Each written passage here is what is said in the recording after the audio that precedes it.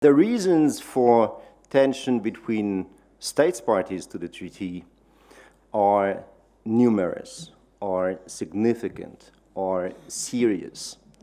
And it would be useless to try to minimize them. But at the same time, the year 2020 will see the NPT, as we all know, celebrate the 50th anniversary of its entry into force. And this anniversary and the longevity of the treaty will be also an opportunity to recall the robustness of the instrument, its ability to adapt to the changing, to the very moving strategic environment and to the attacks it has been subjected to, particularly at the turn of our century. The NPT, as it is said, commonly said, is under stress. Okay. But remember, we said exactly the same in 2005. We said it in 2015. And it could probably have been the case, have been said in 2010 if President Obama's Prague speech 1 year before the REVCON had not given rise to certain hopes that were essentially short-lived for most of them. Even before going into the details of the attacks on the NPT, the fundamental question, I think, has become to what extent the NPT is still a guarantee of security for all states on the planet today.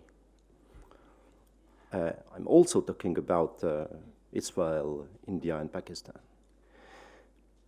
It is an issue to be considered the backdrop for all reflection on the NPT in the future.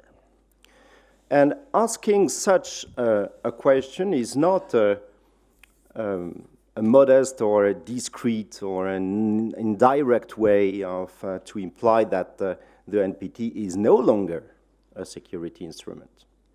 It is really an open-ended question that must be answered very specifically.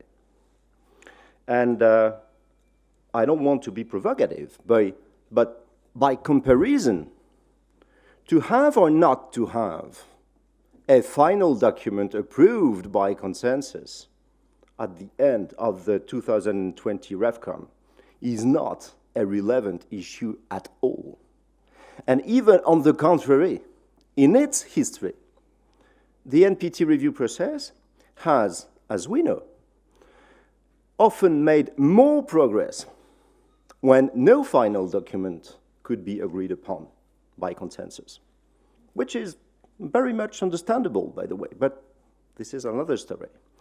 And it is therefore a question of taking stock, on the one hand, and identifying the challenges facing the three pillars of the treaty today, but also the NPT review process itself. Can it be modernized? Can it be made more effective?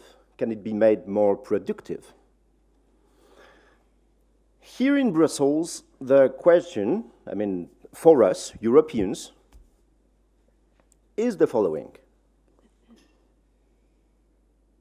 How real, how effective multilateralism can be in support of the global nuclear non-proliferation regime, of which the NPT remains the cornerstone now and certainly in the foreseeable future.